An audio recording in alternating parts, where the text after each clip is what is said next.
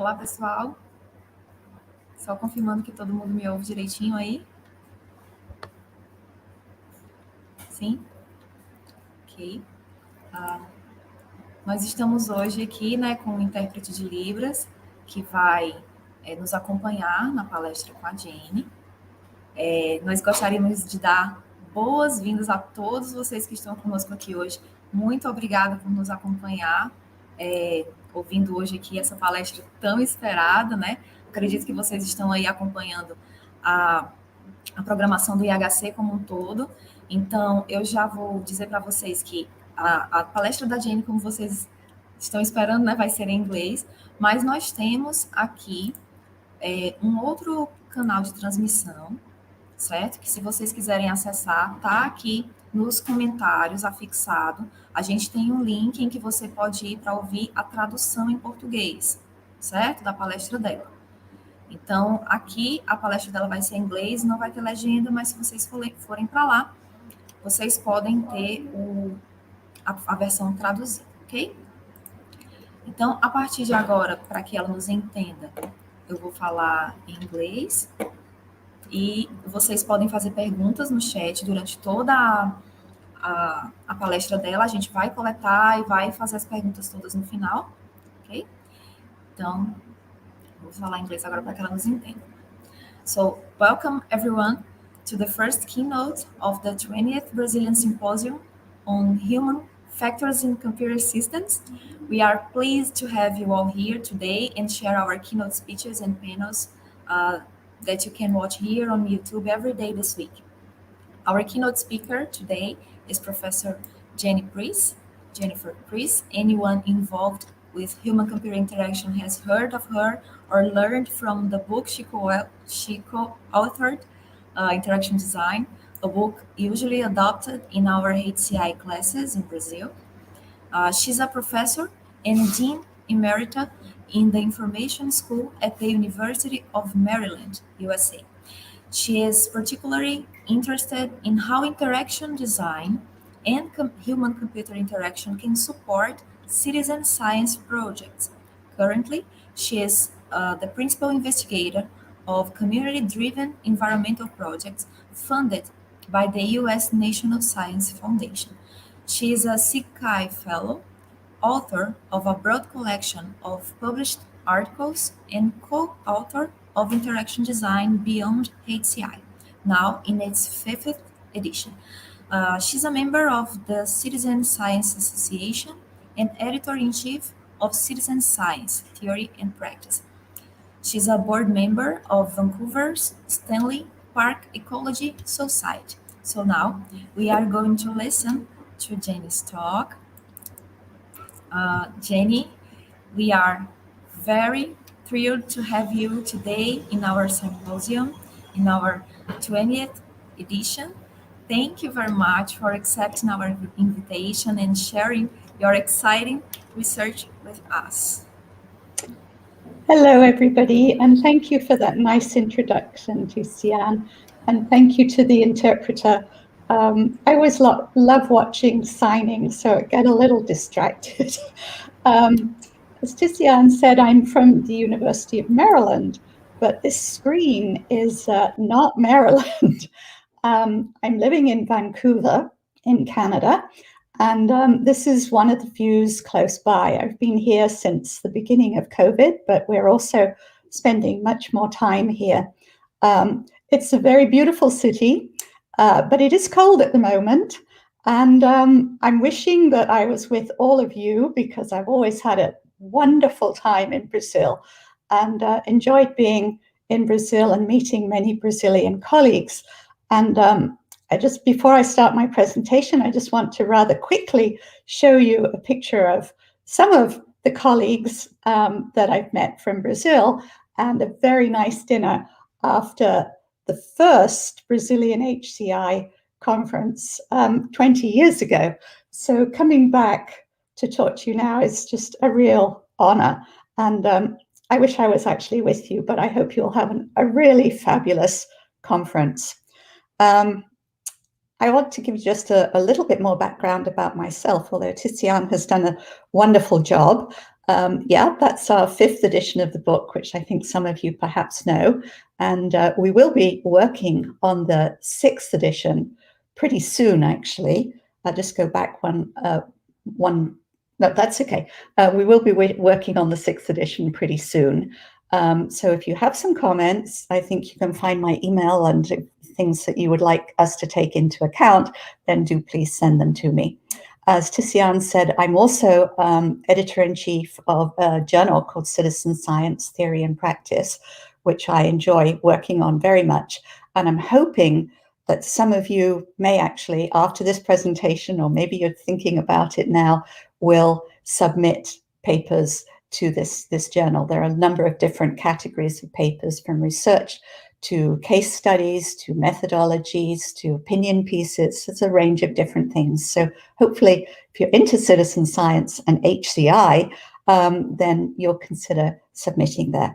Okay, let's move forward. And as Tizian said, I'm also a board member of Stanley Park Ecology Society.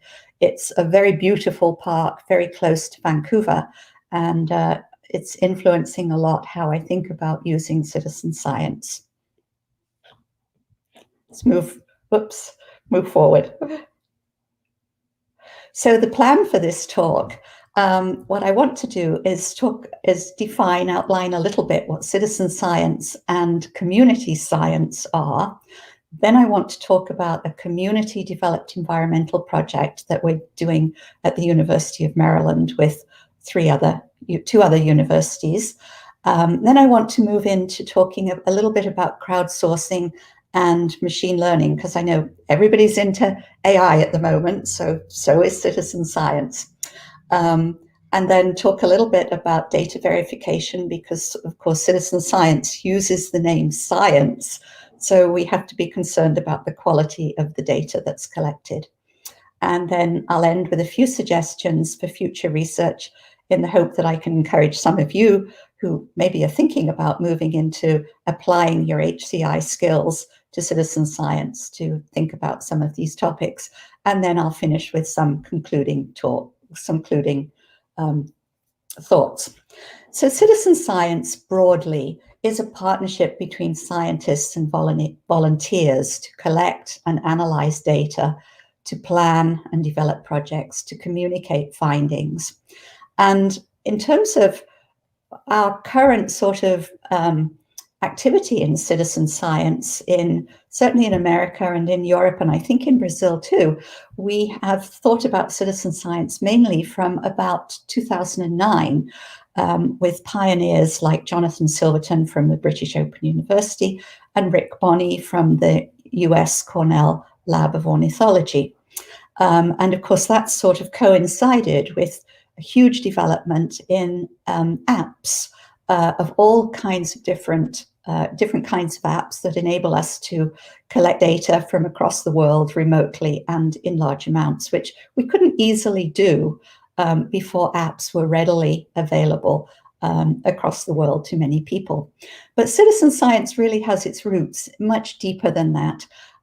Some of us like to say it goes right back to Darwin, but it probably also goes right back to Aristotle.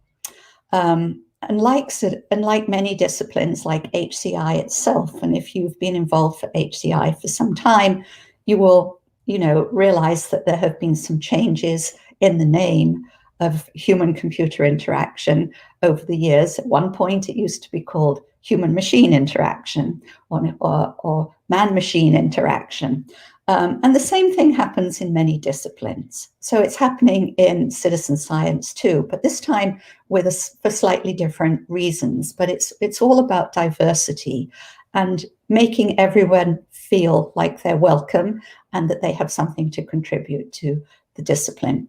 So Audubon, the Bird Society for America, actually wrote this in 2018 as part of Audubon's commitment to equity, diversity, and inclusion. We have transitioned from using the term citizen science to the more inclusive term community science.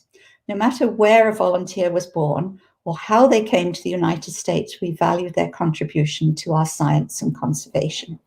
And I mentioned this, I'm actually going to use the term citizen science throughout because it's a bit laborious to say citizen and community science every single time.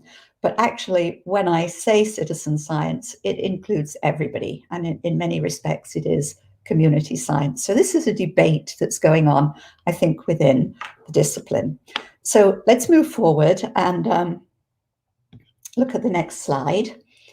And so there are many, many different kinds of citizen science projects, and they arrive for all kinds of different reasons. They usually use technology in some form or other, but in this particular case, this was a project to save these birds, which are called swifts. And the reason it became important was that these birds from about 1995 onwards, the numbers in Edinburgh in Scotland had been declining. And so people did research into why that was. And the reason is that partly habitat change, partly climate change, and partly lack of nesting boxes. So they built nesting boxes to support the swifts. So that's one kind of citizen science project. But let's look at a few more. This one is from Brazil, and I'm very proud of the fact that this is a publication in our Citizen Science Theory and Practice Journal. I don't know if Alexandrino and any of his co-authors are actually in the audience, but this is a project entitled Challenges in Engaging Birdwatchers in Bird Monitoring in a Forest Patch, Lessons for Future Citizen Science Projects in Agricultural Landscapes. So these are the kinds of things that people are working on. And if we move forward again, you will see that there are, in fact, there are many projects, and I'm sure you're aware of many more than I am, that are happening all across Brazil. But this particularly took my attention. It's a global international project called the GLOBE program. And it's looking at all kinds of different projects across the world and trying to bring together international teams. And here is one that is being led by Brazil. So moving forward again. And of course, citizen science has become really linked to ecotourism. It's probably been slowed down a bit recently because of the COVID pandemic and people not being able to travel. But, getting a riverboat down the Amazon to look at the various fauna and flora there, or traveling across to Africa or many parts of the world, ecotourism is now linking with various citizen science projects and engaging technology to record data about the flora and the fauna that have seen. And of course, Brazil has amazing ecological systems, the Amazon and the Pantanal, and many other areas as well that are known to you probably and not so well known to me. But as I understand it, Brazil, and I think particularly Pantanal, is suffering from some climate change. And of course, parts of the Amazon, I think, are suffering from the need for people to have more space and transport through it. So I think we in HCI have a very big role to take to help in some of these projects and to make it possible for everyday people, all of us, to get involved and to learn about the organisms in their countries where they live and to collect data about them. So let's move forward.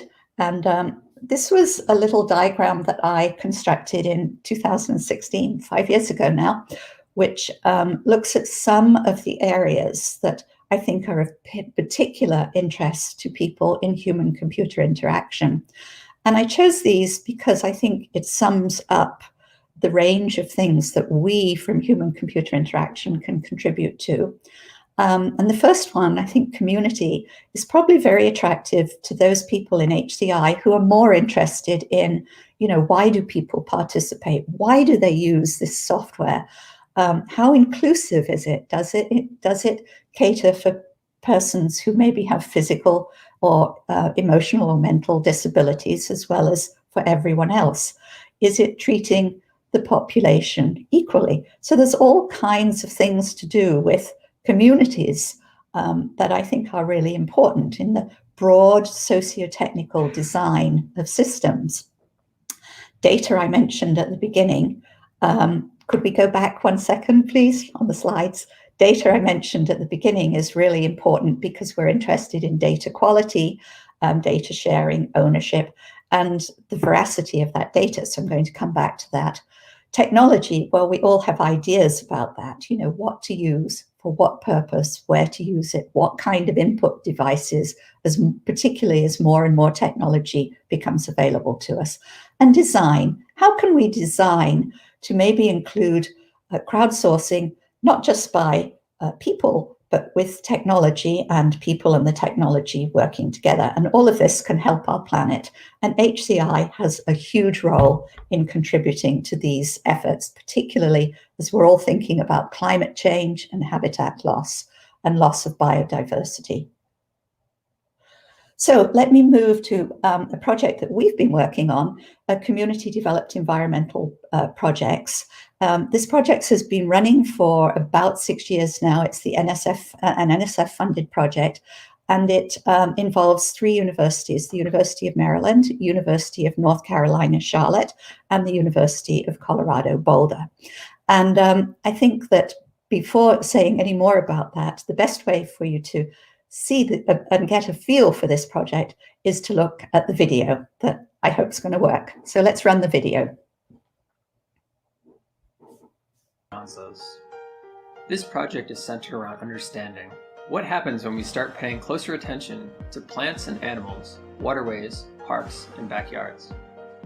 Researchers at the University of Maryland, the University of North Carolina, Charlotte, and the University of Colorado are working with community partners at 2 local nature centers, the Anacostia Watershed Society and the Reedy Creek Nature Center, to develop technology to support a deeper understanding of and more engagement with local environments.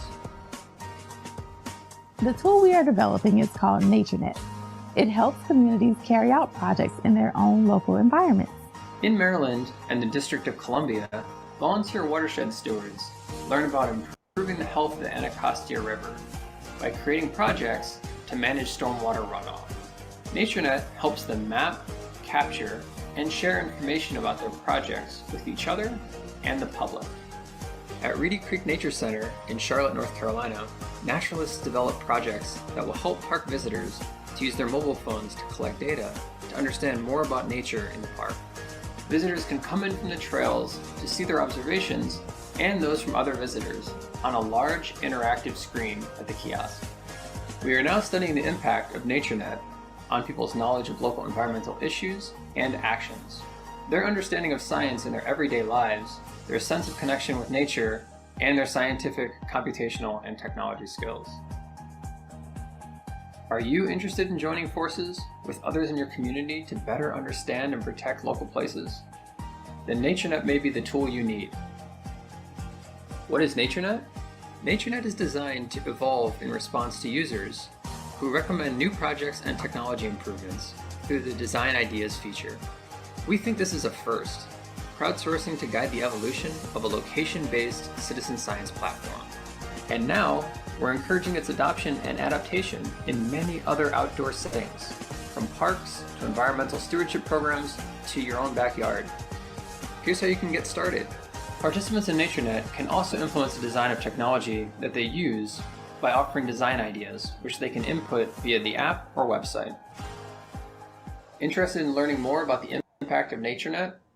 You can read more on our website, download the apps, or check out our research website, research.nature-net.org, where you can track the use of our system through real-time visualizations, and follow our project on social media.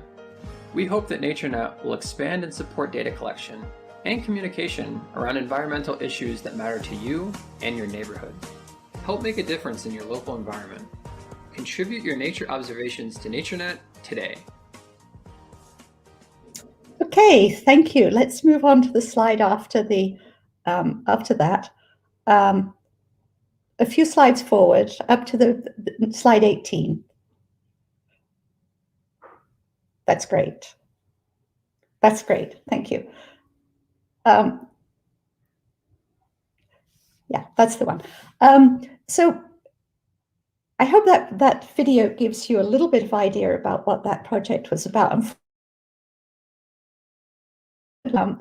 Like many funded projects, the funding for that project actually ran out almost 2 years ago, and we don't have the funding to continue to maintain it. So it's not available for general use at the moment, but I hope the video gave you some idea of the kinds of things that we were trying to do and the kinds of things we were thinking about.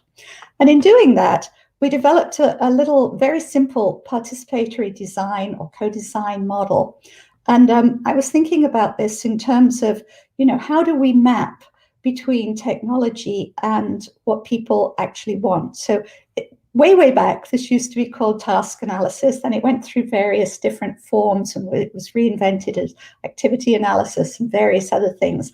I think of it as just having to make a constant effort in these large projects with a broad group of users in trying to map and understand what the users want and how the technology might map onto it.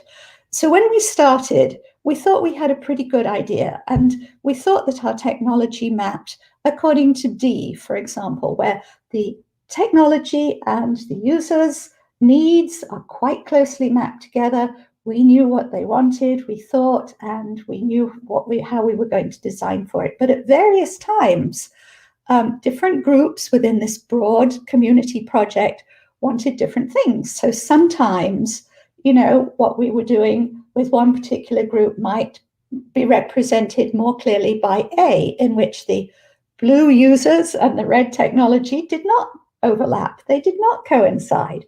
Or maybe B, where they coincided a little bit, or C. And so it was a constant kind of effort to make sure that we were checking with different groups of users and with our design to try and make sure that we were designing the kind of technology that they actually wanted. And that was very hard. So let's move on, and I'll say a little bit more about that. Going to the methods slide. One forward. Right. So thinking about methods, the methods that we used were sort of co-design, participatory design, and usability testing. And of course, like many of you, we were doing our co-design with different groups of users and testing frequently. And we also, as you heard in the video, we also tried a few different things, because crowdsourcing at that time had hit the HCI world. And so people through things like Mechanical Turk and others were exploring crowdsourcing for tasks. So we thought, we could crowdsource design ideas to enable people remotely, as well as our co-design partners, to tell us how they would like their designs to work, what kind of functionality they would like. And we also use that, of course, as a data collection method. And we did a large amount of observation and interviews. It was a very deeply ethnographic project. One of my co-workers, Tammy Clegg, you saw in the video, Tammy is a very strong and deep ethnographer. So we've really focused on trying to understand our users and to deliver the technology that they wanted. Okay, next slide, please. So what we learned an awful lot, because this project went on for a long time. And it's actually hard to describe what we learned in a very concise way. But we did learn the real importance of deeply understanding our participants and realizing that we had a very broad range of different kinds of participants. And one of the things that we learned, which was sort of obvious, but a hard lesson to learn, was that people coming to nature parks, some of them want to leave their technology behind. Some of them are extremely interested in using technology that they're very familiar with, and some of them are eager to try out new technology. And some of them don't want to try any new technology because they want to only use things that work really well. So in this whole broad socio-technical system, we were trying to deeply understand what it was that our participants wanted. And although we all say this in HCI, I can't overstate how important that was, we had to adapt our co-design methods. And as I mentioned, one way of adapting them was to do remote encouragement for people to submit design ideas. We realized also that we had to be extremely careful with our terminology. So, for example, we all thought at the beginning that people would know what a design idea is.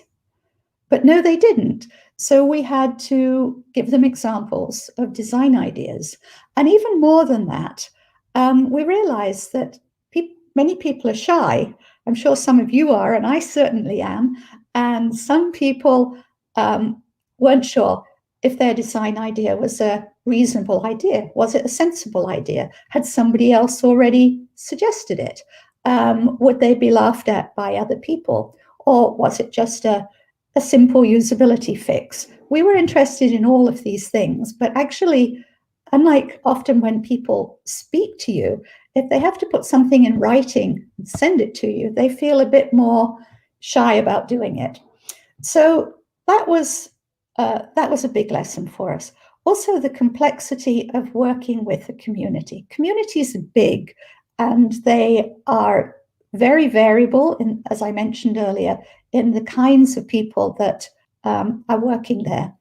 So this is the kind of project that is extremely exciting to do, but of course it's not a project where, you know, a single PhD student should work on their own. They have to be part of a team and a big group where people work together.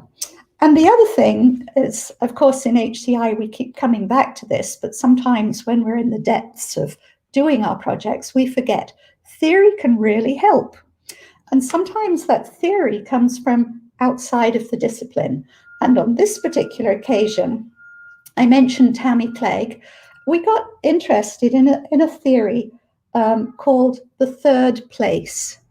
And it's a theory that was first written about by Ray Oldenburg in a book called The Great Good Place. At least that's when it became popular. And very briefly, third place theory talks about how people's first place is where they live, how people's second place is where they work, and how people's third place is where they go for leisure, coffee bars and things like this. Well, you can probably see where this is leading, and it fits back with what I said at the beginning about people's interests vary considerably. If you've been working hard and you go into a nature center to relax, hear birds, enjoy the environment, you may not want to work with technology. The other thing that's extremely interesting is that we, of course, underestimated that some people's third place, the visitors, was, for other people, the second place. The educators, the managers, the people who were the directors of the nature reserve. So we learned these things, and at the moment, I can't tell you too much more about those because we're right in the depths of probably writing the longest paper I've ever been involved with. We've been working on this for over a year as a team and trying to really crystallize what we found from this project. But the sort of leaving message, I think, is to be very attuned to the variations of people in your group, think about technology carefully, and to look widely at theories that can help you, particularly from the social sciences. Okay, let's move on to the next section. So I want to talk a little bit about crowdsourcing and machine learning because everybody's into AI, and of course people in HCI are, and so are people in citizen science. And increasingly, we're getting large numbers of people with HCI skills coming into citizen science, which is really thrilling for me. So that's what I want to talk about next.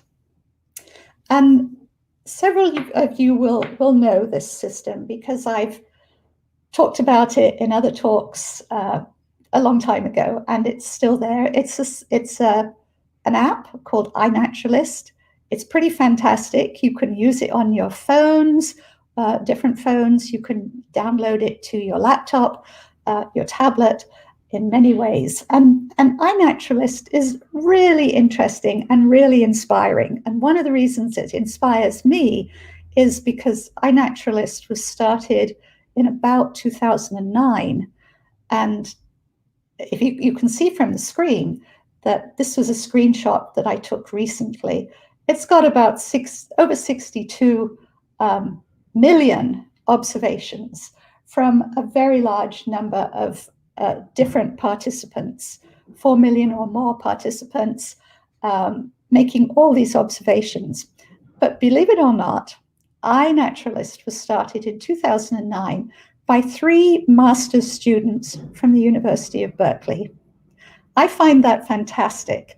And over the years, what is it now, 12 years later, some of those students are still involved in iNaturalist. iNaturalist has now got a lot more funding, of course. It's funded by National Geographic, it's funded by Sloan, it's funded by the National Science Foundation in the US, it's funded by a lot of individuals like me and you and others. And it's a pretty incredible kind of system. And what iNaturalist does, it allows you to collect. You can go out with your phone and you can take pictures of organisms and you can report those organisms, and they're collected in a huge, huge database. But of course, there are some issues with this in that, sometimes people wonder about the veracity of the data, how good that data is. And iNaturalist actually attends to that very closely. And you can look at this next screen, which shows you one kind of data. This is a butterfly that happens, it's called a red admiral, that happens to be found in much of Europe. And it's a British butterfly that I'm particularly fond of. And you can see that it shows the distribution, both in terms of which months when the butterfly is actually found, and you can see the areas in the world in which it's found, and you can get information about how many people have submitted, who submitted most recently, and different amounts of data like that. And you can do that for many, many organisms, and there are many Brazilian people who are involved in using iNaturalist. Tends to be birders who are particularly energetic, but iNaturalist has people working on it from all the different groups of animals and plants and even fungi. So let's go to the next slide. And one of the things I want to talk a little bit about is that if you imagine this huge amount of data from iNaturalist, over 62 million observations that have also logged the date, the time, the location, who collected that data, and who else agreed with the classification of the organism by listening to a sound recording or looking at a photograph, and who verified or helped others to identify it. There's a huge, huge store of data. And this is where I think those of you who are interested in machine learning and AI can really think about this particular example and how you might apply it maybe to other examples or use this technology and modify it for use in Brazil. We've for years now used machine vision to identify leaves from plants and birders, even from pictures that might only show a part of a bird. Those machine vision has been used for identifying species for a long time. And so when you have this big amount of data, you have a huge amount for machine learning to work on. And this app uses the crowdsourced data from iNaturalist to pump it and make it available to children who use an app called Seek. And this is extremely important because Seek is specially designed for kids. Teenagers and others are often using iNaturalist, and some younger people. But the nice thing about Seek is it offers challenges that iNaturalist doesn't. So let's move to the next slide. And you see 10-year-old Nina, and Nina is out for a walk in a park close by to where I live. called Pacific Spirit, and she has an iPhone with her, and she is wanting to know what this particular fern is. So she's pointing her iPhone camera at the phone, and Seek is looking at that image and comparing it with the data that it's got for this region, in this place, around this time of year, for ferns of this type. And it actually sends a message to Nina, next slide, telling her to look at the fern, and it suggests that it's a deer fern, and it suggests that she takes a picture of it.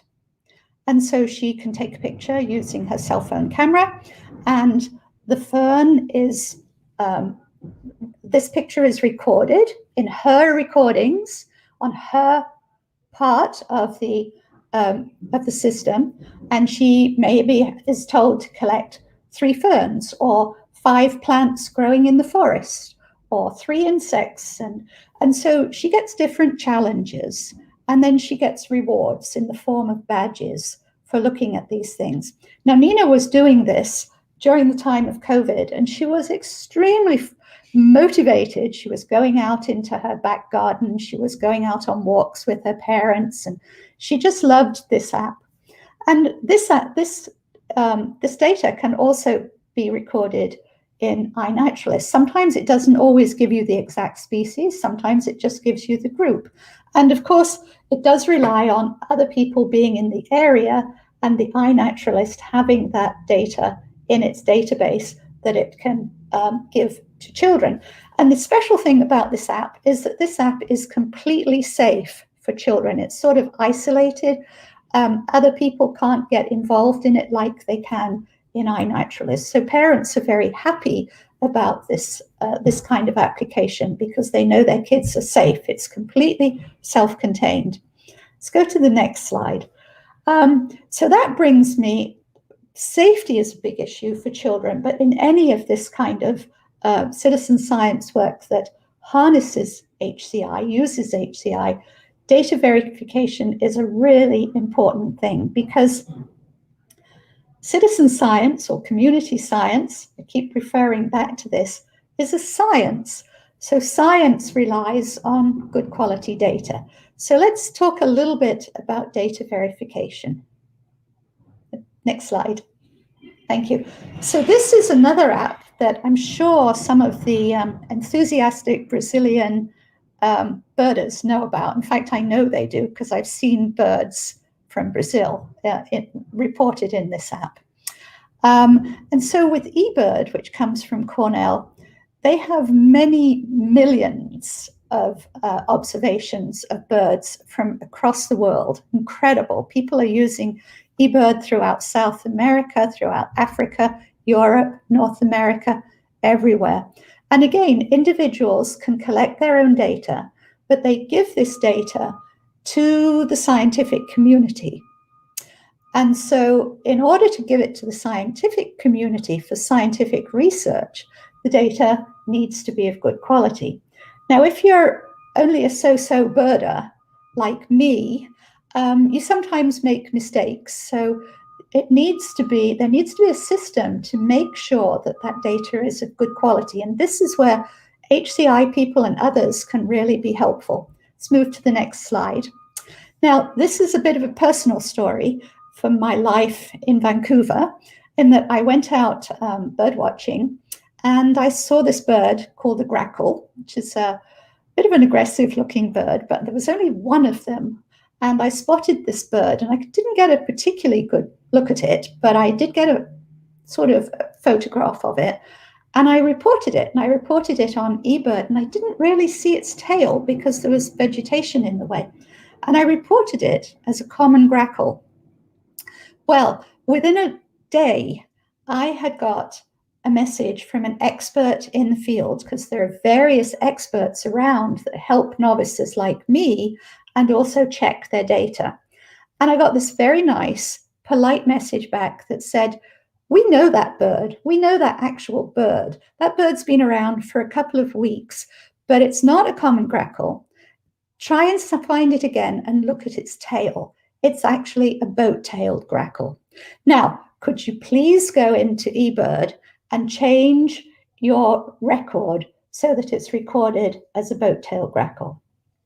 So the important point that I want to make about that is that whether you're interested in birds or something completely different, is that how technology-oriented people, and particularly, HCI people, can think of ways of bringing experts and novices, whatever kind of system you're looking at, maybe a geographic system or looking at the stars or looking at plants or, any of these things, how you can bring experts and novice citizen scientists together to help the novices learn and also to make sure the data is of good quality. So there's big challenges there, I think, for HCI researchers. Let's move on to the next slide. So I mentioned Jonathan Silverton at the beginning, and this is quite an old example, but it's again another example of a kind of experiment of data verification that brings together experts and technical systems. In the early days of iSpot in 2009, of course, there was big debate about, citizen science, and scientists were quite quick to say, people who are ordinary citizens are not trained in science. Can they really collect accurate data? And this is still a big debate in some areas, but I think people are realizing increasingly that, yes, they can. And this was an early experiment done in 2009, where the iSpot research group took a sample of 2,234 plants and 1,053 moths, and they sent them to the UK Records Centre, where there were experts who did the same classification without knowing how the citizens had made their recordings, and they got 94% accuracy for plants and 92% for moths, which I think is pretty incredible. And of course, there's plenty of room to build more on that, but that gives you a kind of idea of how technology and people can work together to collect accurate data. So let's move on to the next to last slide, where I said I would like to suggest, and I hope I'm okay on time, a few suggestions for future research for you, and particularly for the students out there who may be looking for projects. First one would be to help to define socio-technical systems, these big systems, for citizen science projects, the kind of thing I talked about with our community development activity, not a single student's project, but maybe a big research team's project. Developing techniques for ensuring the efficacy, the quality of data. Now that could be a PhD student's project, working in an applied area. That could be geographical information systems. It could be data that's collected by drones and then classified by people, various things like that.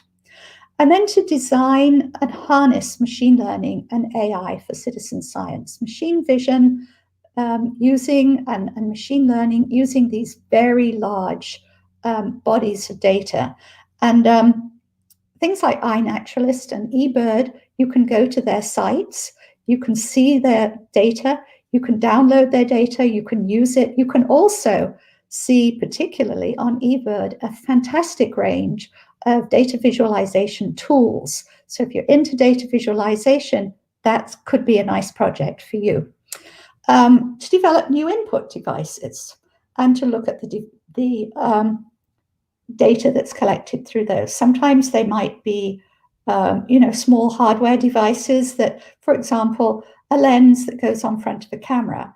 There could be an HCI component to that, how to make it work, how to focus it with on the camera, various ideas. And then the last one I want to mention, which I found particularly ingenious, is that during the COVID time, when people living in suburbia, as I do, or people living in cities, were noticing that there were many more species getting reported, and they did some distribution maps. Where again, if you're into data visualization. As an HCI person, you could contribute. And they found that some species that were not seen in particular areas have returned, because now there are fewer cars, there are fewer people, less airplane noise, all of those things. So looking at the distribution of organisms and being an HCI specialist who actually helps to in projects like that, and maybe helps on the visualization tools to make those sorts of investigation. So let's move to the very last slide, and then we can discuss. So I just wanted to give you a few concluding thoughts. Citizen science really brings people together to learn about nature and to contribute to science. And HCI has an amazingly important role in tool design and system design to support citizen science. Most citizen science projects are still typically led by people in the sciences, although anthropologists are increasingly getting involved, and sociologists and historians looking at records, but they need HCI people. We need systems that are usable for the public, and HCI has a huge role to play in this.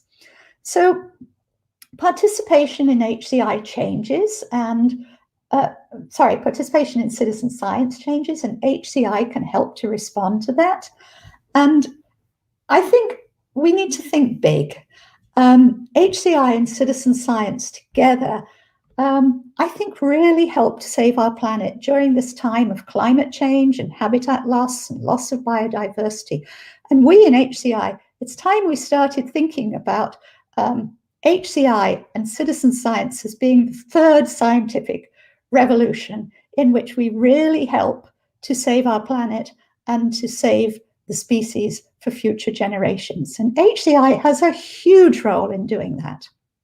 So I hope some of you will take on that challenge, and I hope you have some ideas from this talk. And let's look at the last slide, because I'd like to end by thanking all the organizers for inviting me to give this talk, my NatureNet teams and the US National Science Foundation. And thank you to the sign language interpreters. I can't help looking to you. Occasionally I've got lost in my discussion because I've been so busy looking at them. And it's like, thank you to our mediator, Ariane. Thank you very much indeed. And thanks to all of you for listening. Thank you very much, Jenny, for the much inspiring talk you just gave us. I'd like to ask you a few questions from the audience, but we also have some messages here just for you. So I'll put it on the screen. We have a message from Preece. Would you like to, first of all, Tiziana, I pronounced your name wrong at the end, and I'm very sorry about that. It's just lovely having you here, and she's been amazingly helpful in helping me with some technology problems at the beginning. May I ask you to just direct the questions, take control and direct the questions to me? That would be lovely. Yeah, sure. Thank you very much. I have just a comment here from Raquel Prates. She says, thanks, Jenny, for being back in IHC, our symposium. We feel honored to have you as a keynote once again. So let me just, Raquel, it's lovely to see you. And I just hope that your job up in the north of Brazil is still going really well. And I can see from your image that your hair has changed like mine, and maybe it's grown through COVID. My hair was only down to here at the beginning of the pandemic. So it's just lovely to see you again. And as I said at the beginning, it was so terrific to look at some of the photographs of some interactions from 20 years ago, and also more recently with my Brazilian friends. So I hope to see you again soon, Raquel. We have a question in Portuguese. I will translate it to you. Regina is asking, how can I be a collaborator of this project, the project we showed the video? Is the question, can you be a collaborator? Can she be a collaborator at the project? This project has actually ended So the National Science Foundation money has ended. And so we're not maintaining the websites. But we are working on a final paper, a very big paper. It's the longest in duration paper I've ever been involved in. And when that comes out, if you write to me, I would be, or when we have a draft, I would be super happy if you wanted to comment on it. The other thing you could do is there are various other projects that I would recommend that you maybe look at Global, which was one of the sites that I showed at the beginning, which describes some of these big community projects that are happening across the world. And it may be possible for you to get involved with one of those. And the one I showed you about mosquitoes, it seems to be, from what I can see from the website, seems to be led by Brazilians. So that maybe is a good starting point for you. But certainly if you would like to send me an email, and if you would like to see drafts of the paper, it won't be ready for another couple of months, but it would be very nice to have you involved. So Regina, enjoy the opportunity. We have also a comment from Patricia. She says, catching kids' attention and connecting kids, knowledge, and nature. She loves the idea of that project. I'm not sure how she spells Patricia. I think that's the Brazilian. Is that the Brazilian way to say it? Take a look at Seek. I don't know if I should have checked. I don't know if there is a Portuguese language version, but I think there is for iNaturalist, and it really depends on the age of the kids that you're working with, because iNaturalist you could probably work with, certainly 12-year-olds, but 10-year-olds, they'd need some guidance. But for younger children, Seek might be terrific. And I recommend you to look at it because, it's a safe app for children, and that's a really important thing. And my experience of working with Nina was that she just loved using Seek. She's not used it so much this year. She's moved on to other things, but she was really quite addicted. Every walk we went on, she was using it a lot. So have a look at Seek. And there are many other apps around, as you probably know, but Seek and iNaturalist are two that they are well maintained. They have a big user base, and they're completely used across the world. So, if any of us ever get to travel again, you can go somewhere else. You can keep a record of what you see in different parts of Brazil or different parts of South America or wherever you go. We have now a couple of questions of PhD students and candidates, much interested in themes. So, Diogenes asks, he says, thank you, Professor Preece. Considering today's social issues beyond sustainability, for example, fake news, how can citizen science help to improve participatory design, citizenship, and civic participation? Thank you. That's a lovely question. Fake news. Fake news is just terrible. Let me focus on the other bits of it and think a little bit more about citizen science in general. And I would recommend you maybe to do some, I don't know how you pronounce your name, Diogenes. I would recommend that you maybe do some Google searches and look particularly at community science, because as I mentioned in the beginning, there is a huge move among many people. My group and the people who are responsible for submitting to the journal that I run, the Citizen Science Journal that I'm the editor-in-chief for, who are very concerned about making sure that citizen science is equitable, and we include everybody, and anybody who wants to contribute is welcome. And so the community science movement has really taken that on. And so I would say that, looking at what's happening in community science, which in some parts of citizen science, it's still somewhat dominated by, or at least led by academics.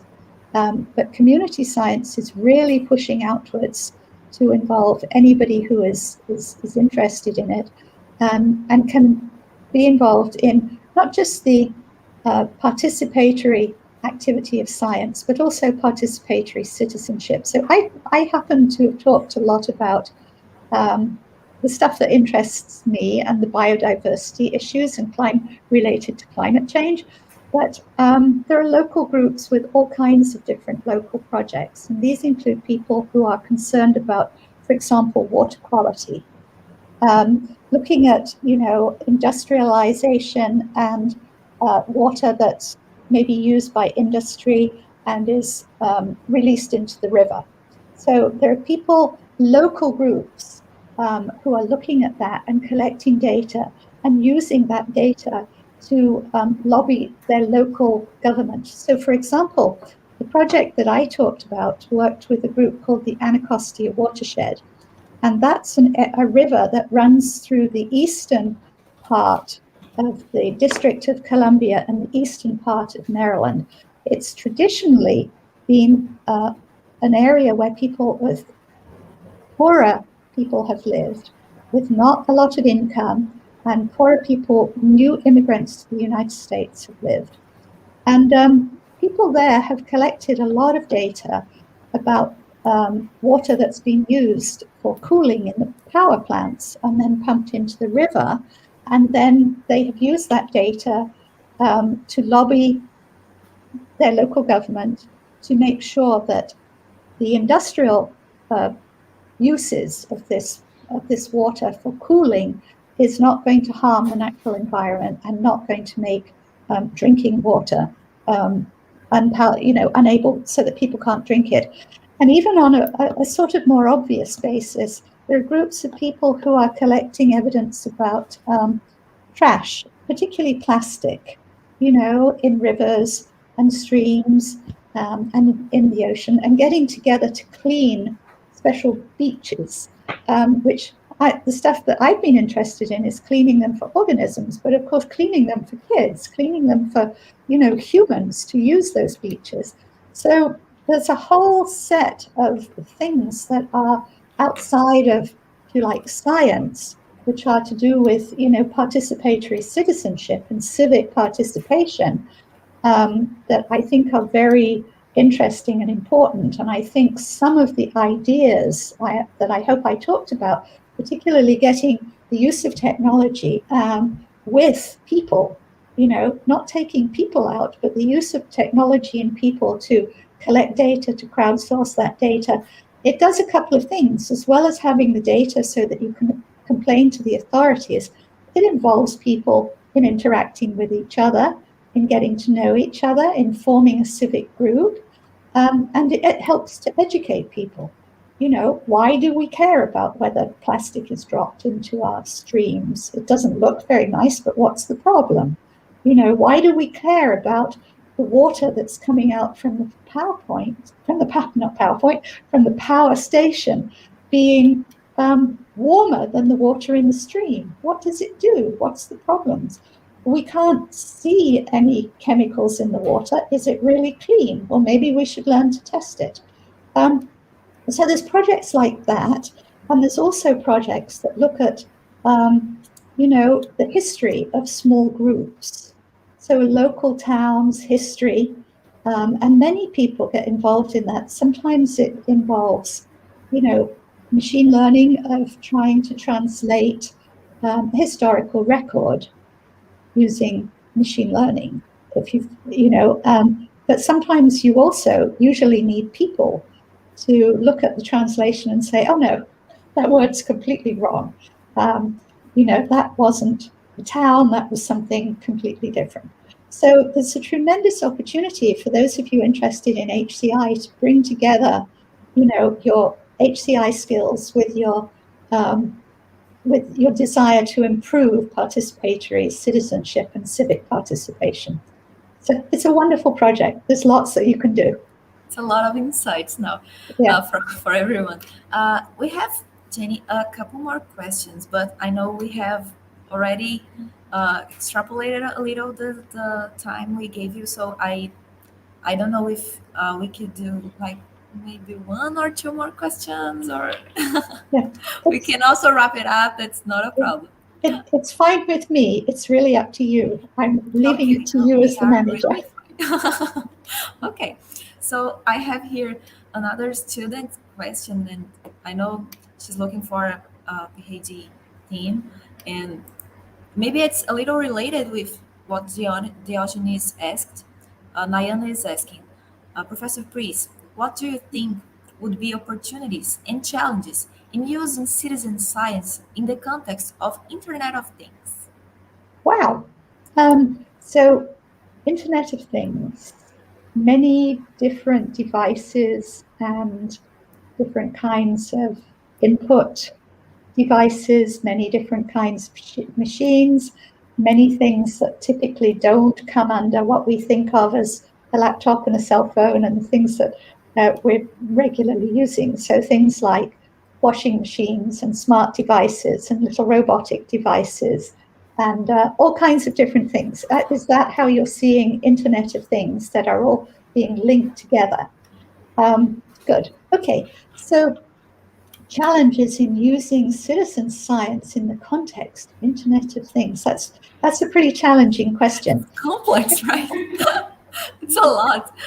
Yeah, I think there are techniques from citizen science which you could be using. So, for example, maybe you want to classify what is in the Internet of Things. So maybe there are ideas where you could build an app and you could really look at the range of Internet of Things, and you could develop a classification and a database of the Internet of Things. And then you could look at how the Internet of Things changes over a period of time, over a year, over 2 years, maybe how it's influenced by, I don't know, new technical developments, or how the Internet of Things how the things are being linked together by who and to do what, maybe there's some ideas in that. What do you think? Let's put that back to maybe some of the audience. What do you think? If anybody wants to answer, I'll be looking right there. We have,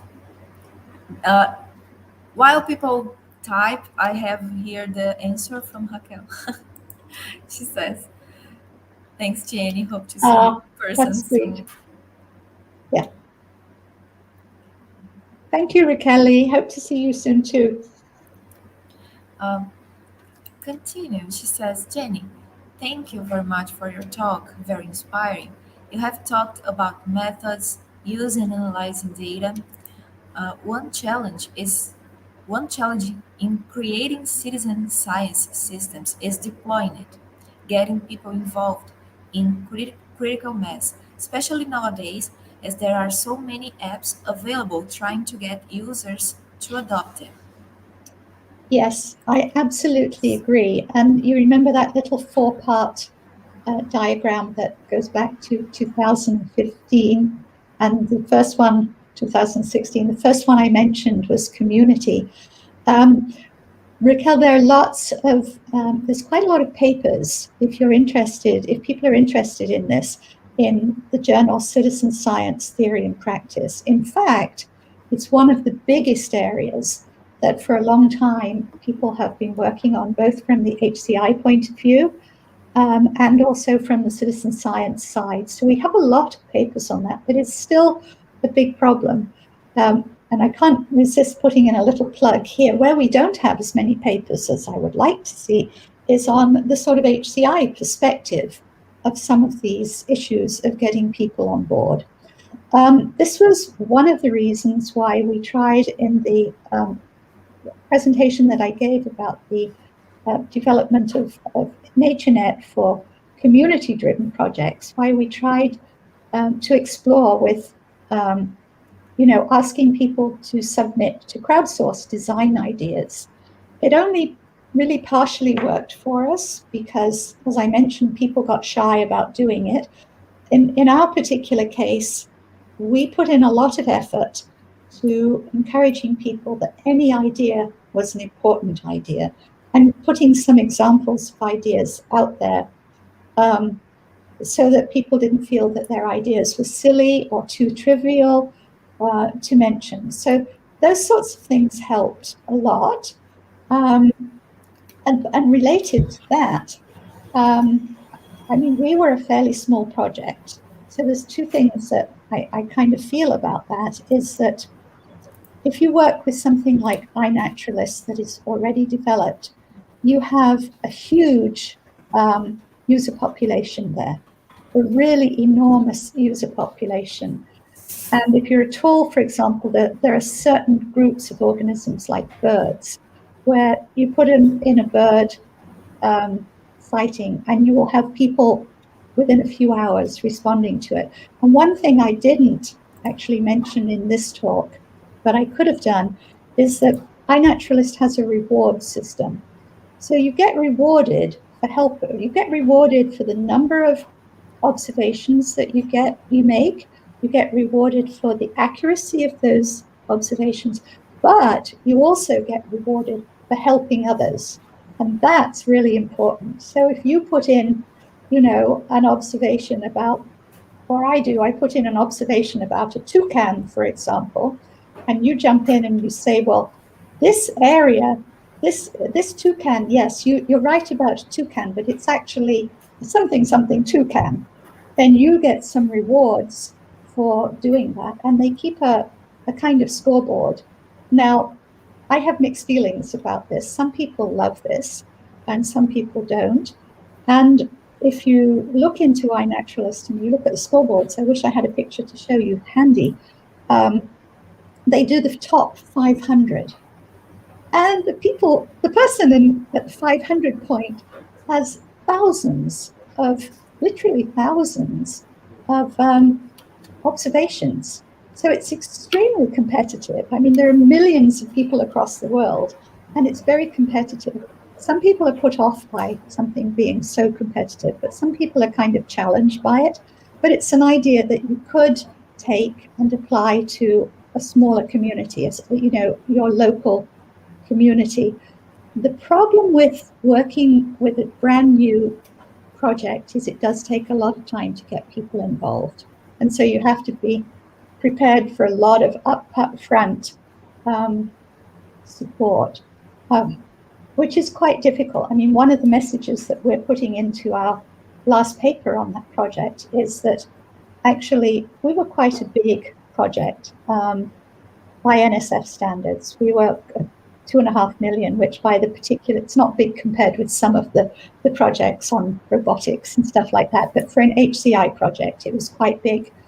But we realized that we were quite short of resources to do a lot of that in-depth community work, working with people, helping people get onboarded onto the system. Oh, and the other thing I really need to mention is that my last PhD student, who is Brazilian, I don't know if any of you know her, I should give you her name, Marina Casquez Cordosa. She is finishing off her PhD at the moment, and her PhD is on onboarding. So she will be defending her PhD on the 1st of December, we hope. And I think at the moment she's not up for taking much extra email. She texted me earlier and said she's just writing and exhausted. But after she's defended, maybe she would be available to be in touch with some of you. Oh, it would be great.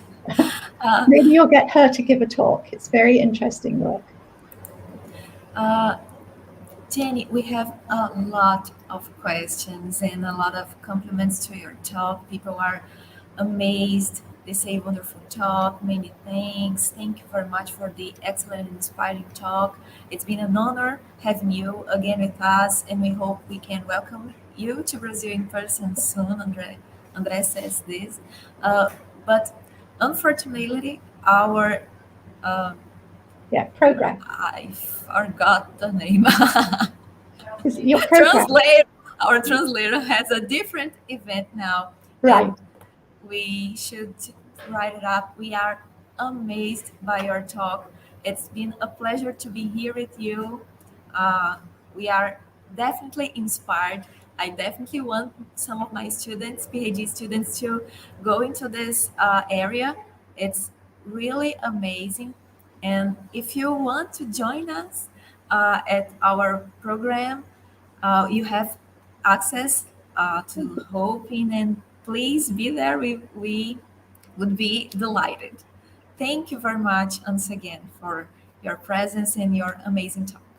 Thank you to Sienna. Thank you to the interpreters. I think they need a big clap. Thank you very much to the, and thank you to everybody, and have a wonderful conference. I think your papers are in Portuguese, but I will certainly look at the proceedings. I have some of them in English. Okay, I will definitely look. I have another appointment now, but I'm deeply honored to be invited back. So thank you very much. Thank you so very much. Okay, thank you. Bye-bye, everybody. Bye. Bye.